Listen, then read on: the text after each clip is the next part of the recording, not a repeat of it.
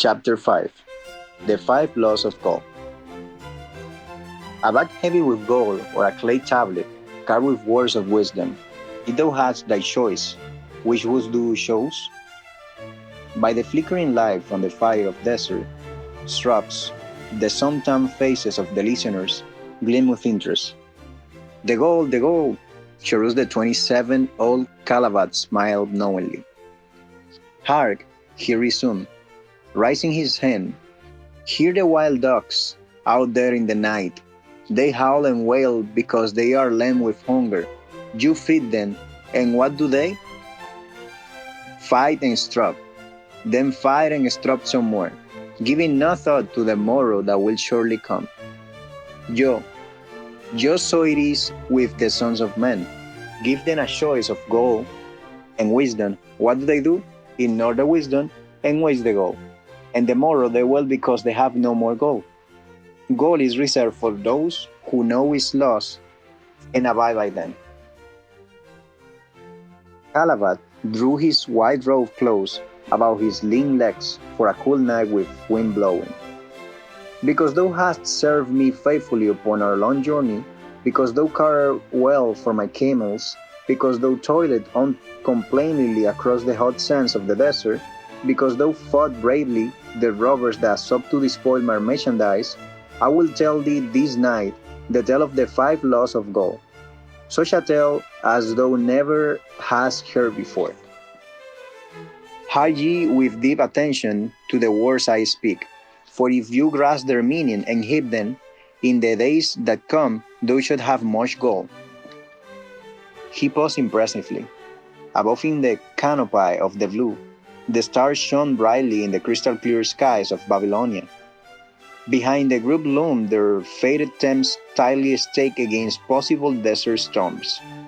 Beside the tents, he paused impressively. Above in a canopy of blue, the stars shone brightly in the crystal-clear skies of Babylonia. Behind the group loomed their faded tents tightly staked against possible desert storms. Beside the tents were neatly attacked bales of merchandise covered with skin. Nearby the camel, herbs spread in the sand, some chewing their cups contentedly, others snoring in hoarse discord. Thou hast told us many good tales, Calabat, spoke up the chief packer. We look to thy wisdom to guide us upon the morrow when our service with thee shall be at the end. I have but told thee of my adventures in strange and distant lands, but this night I shall tell thee the wisdom of Arcad, the wise rich man. Much have we heard of him, acknowledged the chief packer, for he was the richest man that ever lived in Babylon. The richest man he was, and that because he was wise in the ways of gold, even as no man had ever been before him. This night shall I tell you of his great wisdom, as it was told to me by Nomasir, his son, many years ago in Nineveh, when I was but a lad. My master and myself had tarried long into the night in the palace of Namasir. I had helped my master bring great bundles of fine rocks, each one to be tried by Namasir until his choice of colors was satisfied. At last he was well pleased and commanded us to sit with him and to drink our rare vintage odors to the nostrils and most warming to my stomach, which was unaccustomed to such a drink. Then did he tell us this tale of the great wisdom of Arcad, his father, even as I shall tell it to you. In Babylon, it is the custom, as you know, that the sons of wealthy fathers live with their parents in expectation of inheriting the state. Arcad did not approve of this custom. Therefore, when Damasir reached the man's state, he sent for the young man and addressed him.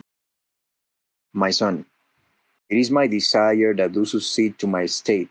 Thou must, however, first prove that thou art capable of wisely handling it. Therefore, I wish that thou go out into the world and show thy ability both to acquire gold and to make thyself respected among men. To start thee well, I will give you thee two things of which I myself was denied when I started as a poor youth to build up a fortune. First, I give you this bag of gold. If thou use it wisely, it will be the basics of thy future success. Second, I give this clay tablet upon which is carved the 5 laws of gold.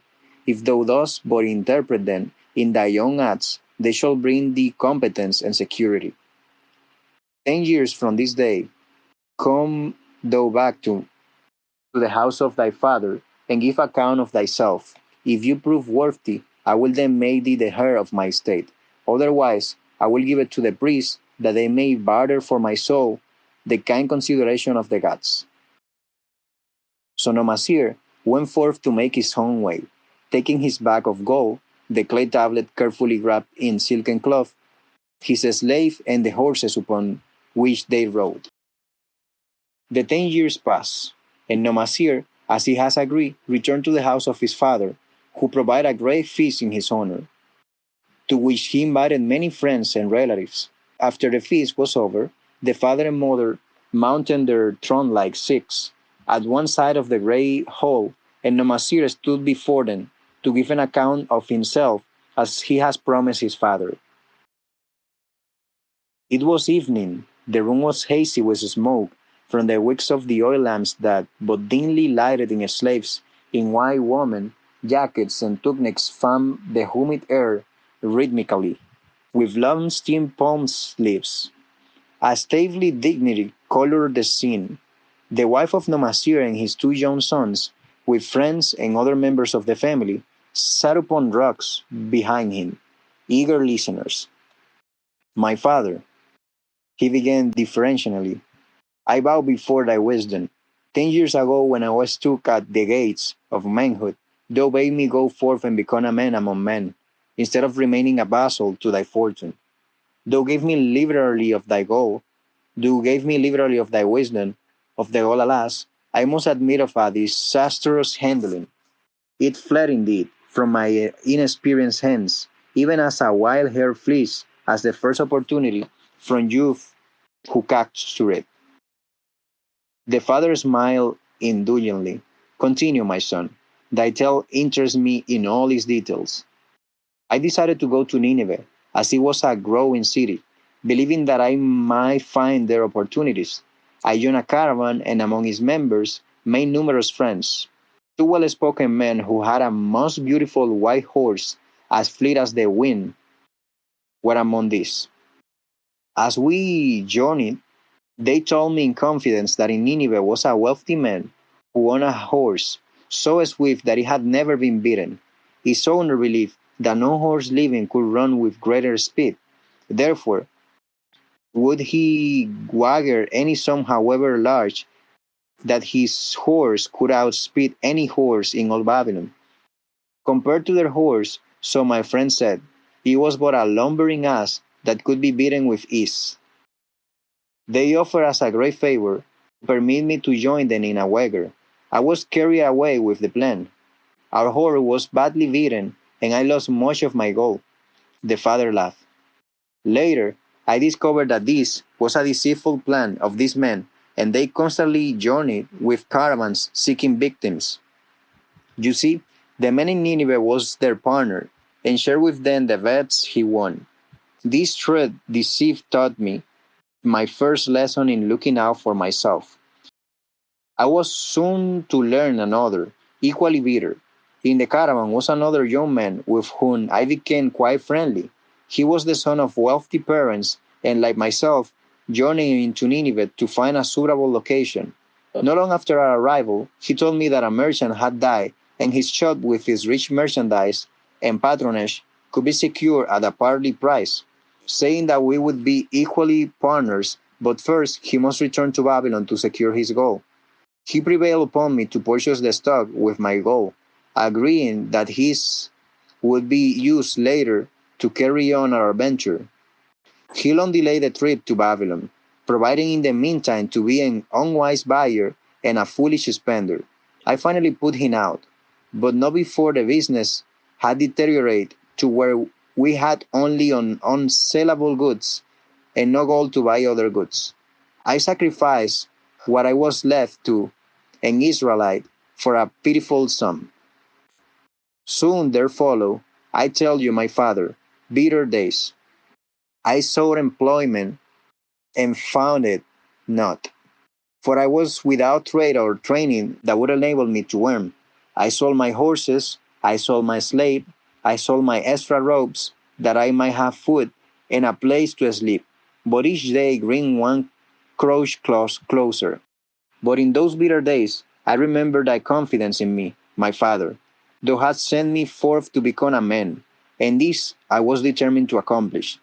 The mother buried her face and wept softly. At this time I bethought me of the table thou had given to me, upon which thou had carved the 5 laws of gold. Thereupon I read most carefully thy words of wisdom, and realized that had I but sought wisdom first, my goal would not have been lost to me.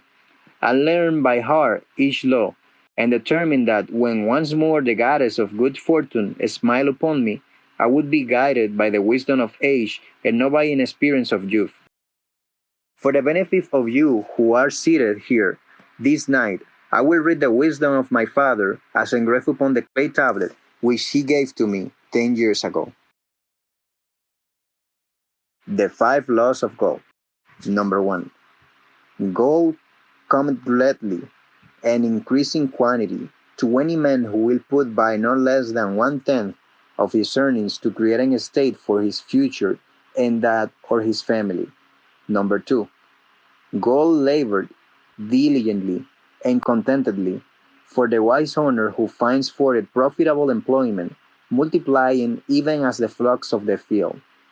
Number 3. Gold clingeth to the protection of the cautious owner who invested under the advice of men wise in its handling. Number 4. Gold slip away from the man who invested in businesses or purposes which he is not familiar or which are not approved by those skilled in his keep. Number 5. Gold flees the man who would force it to impossible earnings or who would follow the alluring advice of tricksters and scammers, or who trusted to his own inexperience and romantic desires in investment. These are the 5 laws of gold as written by my father. I do proclaim them as of great value, as of greater value than gold itself, as I will show by the continuance of my tale. He again faded away his father. I have told thee of the depth of poverty and despair to which my inexperience brought me. However, there is no chain of disaster that will not come to an end. Mine came when I secured employment managing a crew of slaves working upon the new outer wall of the city. Profiting from my knowledge of the first law of gold, I saved a copper from my first earnings, adding to it at every opportunity until I have a piece of silver. It was a slow procedure, for one must live. I did spend grudgingly, I admit, because I was determined to earn back before the 10 years were over as much gold as you, my father, have given to me. One day the slave master, with whom I have become quite friendly, said to me, "Thou art a thrifty youth, who spends not wantonly what he earns. Hast thou gold put by that is not earning?" "Yes," I replied. "It is my great desire to accumulate gold to replace that which my father gave to me and which I have lost. This is a worthy ambition, I will grant. And do you know that the gold which you have saved can work for you and earn much more gold? Alas, my experience has been bitter, for my father's gold has fled from me, and I am in much fear lest my own do the same. If thou hast confidence in me, I will give thee a lesson in the profitable handling of gold." He replied, "Within a year the outer wall will be complete, and ready for the great gates of bronze that will be built at each entrance to protect the city from the king's enemies. In all Nineveh there is not enough metal to make these gates, and the king has not thought to provide it. Here is my plan. A group of us will pull out our gold and send a caravan to the mines of copper and tin, which are distant, and bring to Nineveh the metal for the gates. When the king says, 'Make the great gates,' we alone can supply the metal, and a rich price he will pay. If the king will not buy from us, we will yet have the metal, which can be sold for a fair price. In this offer, I recognize an opportunity to abide by the third law and invest my savings under the guidance of wise men. Nor was I disappointed. Our pool was a success, and my small store of gold was greatly increased by the transaction. In due time, I was accepted as a member of this same group in other ventures. They were men wise in the profitable handling of gold. They talked over each plan presented with great care. Before entering upon it, they would take no chance of losing their principal or trying it up in unprofitable investments, from which their goal could not be recovered. Such foolish things as the horse race and the partnership into which I had entered with my inexperience would have scant consideration with them. They would have immediately pointed out their weaknesses. Through my association with these men, I learned to safely invest gold to bring profitable returns. As the years went on, my treasure increased more and more rapidly. I not only made back as much as I lost, but much more. Through my misfortunes, my trials, and my success, I have tested time and again the wisdom of the five laws of gold, my father, and have proven them true in every test. To him who is without knowledge of the five laws, gold comes not often and goes away quickly.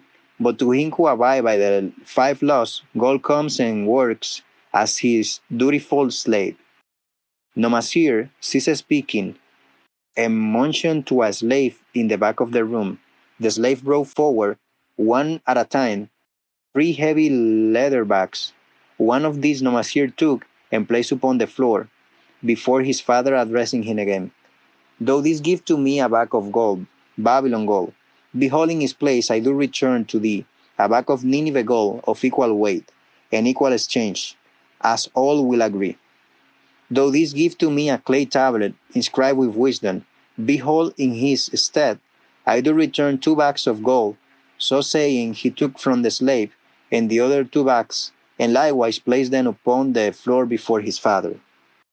This I do to prove to thee, my father, of how much greater value I consider thy wisdom than thy gold. Yet, who can measure in bags of gold the value of wisdom? Without wisdom, gold is quickly lost by those who have it. But with wisdom, gold can be secured by those who have it not. As these three bags of gold do prove. It does indeed. Give to me the deepest satisfaction, my father, to stand before thee and say that, because of thy wisdom, I have been able to become a rich and respected before men. The father placed his hand fondly upon the head of Nomasir. Thou hast learned well thy lesson, and I am indeed fortunate to have a son to whom I may entrust my wealth.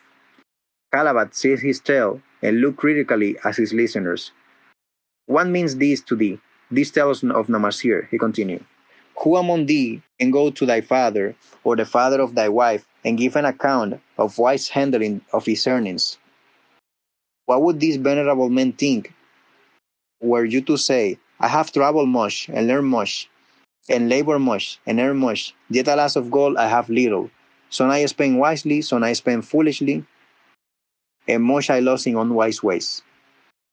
Does still think it, but in inconsistency of the faith that some men have much gold and others have not. Then you were. Men have much gold when they know the five laws of gold and abide thereby. Because I learned these five laws in my youth and abide by them, I have become a wealthy merchant. Not by some strange magic did I accumulate my wealth. Wealth that comes quickly goes the same way. Wealth that stays to give enjoyment and satisfaction to his owner comes gradually, because it is a child born of knowledge and persistent purpose. To earn wealth is but a slight burden upon the thoughtful man. Bearing the burden consistently from a year to year accomplishes the final purpose. The five laws of gold offer to thee a rich reward to their observance. Each of these five laws is rich with meaning, and lest thou overlook in the briefness of my tale. I will now repeat them. I do know them each by heart, because in my youth I could see their value, and would not be content until I knew them word by word. The first law of gold. Gold cometh gladly and in increasing quantity to any man who will put by not less than 1/10 of his earnings to create an estate for his future and that of his family. Any man who will put by 1/10 of his earnings consistently and invest it wisely will surely create a valuable estate that will provide an income for him in the future and the further guarantee safety for his family in case the gods call him to the world of the darkness. This law always saith that God cometh gladly to such a man. I can truly certify this in my own life. The more gold I accumulate, the more readily it comes to me and in increased quantities. The gold which I save earns more, even as yours will, and its earnings earn more. And this is the working out of the first law. The second law of gold. Gold labor diligently and contentedly for the wise owner who finds for it a profitable employment, multiplying it even as the flocks of the field. Gold indeed it is a willing worker. It is ever eager to multiply when opportunity presents itself. To every man who had a store of gold set by, opportunity comes for its most profitable use. As the year passes, it multiplies itself in surprising fashion. The third law of gold. Gold cling to the protection of cautious owner who invested under the advice of men wise in its handling. Gold indeed cling to the cautious owner, even as it flees the careless owner. The man who seeks the advice of men wise in handling gold soon learn not to jeopardize his treasure, but to preserve in safety and to enjoy in contentment its consistent increase. The fourth law of gold. Gold is leap away from the man who invested in businesses or purposes with which he is not familiar or which are not approved by those skilled in his keep. To the man who hath gold yet it is not skilled in his handling, many uses for it appear most profitable. Too often this fraud with danger of loss and is properly analyzed by wise men show a small possibility of profit. Therefore, the inexperienced owner of gold who trusts to his own judgment and invests in businesses or purposes with which he is not familiar, too often finds his judgment imperfect and pays with his treasure for his inexperience. Wise indeed is he who invests with treasurers under the advice of men skilled in the ways of gold. The fifth law of gold. Gold flees the man who would force it to impossible earnings or who would follow the alluring advice of trickers and scammers, or who trusted to his own inexperience and romantic desires in investment. Fanciful propositions that feel like adventure tales always come to the new owner of gold. These appear to endow his treasure with magic powers that will enable it to make impossible earnings. Yet heed ye the wise men, for verily they know the risks that lurk behind every plan to make great wealth suddenly. Forget not the rich men of Nineveh, who will take no chance of losing their principal or trying up in unprofitable investments. This ends my tale of the five laws of gold. In telling it to thee, I have told the secrets of my own success. Yet they are not secrets, but truths which every man must first learn and then follow with wishes to step out of the multitude that, like young wild dogs, I must worry each day for food to eat. Tomorrow we enter Babylon. Look, see the fire that burns eternal above the temple of Baal. We are already inside of the golden city. Tomorrow each of these shall have gold, the gold thou hast so well earned by the faithful services. 10 years from this night, what can you tell me about this gold? If there be men among you who, like Nomasir, will use a portion of their gold to start for themselves an estate and be thenceforth wisely guided by the wisdom of Arcad 10 years from now. This a safe wager, like the son of Arcad, they will be rich and respected among men. Our wise acts accompany us through life to please us and to help us, just as surely Our unwise acts follow us to plague and torment us. Alas, they cannot be forgotten. In the front rank of the torments that do follow us are the memories of the things we should have done, of the opportunities which came to us and we took not. Rich are the treasures of Babylon, so rich no man can count their value in pieces of gold. Each year they grow richer and more valuable, like the treasures of every land. They are a reward, a rich reward, awaiting those men of purpose who determine to secure their just share. In the strength of thin, own desires is a magic power. Guide this power with thy knowledge of the five laws of gold, and thou shalt share the treasures of Babylon.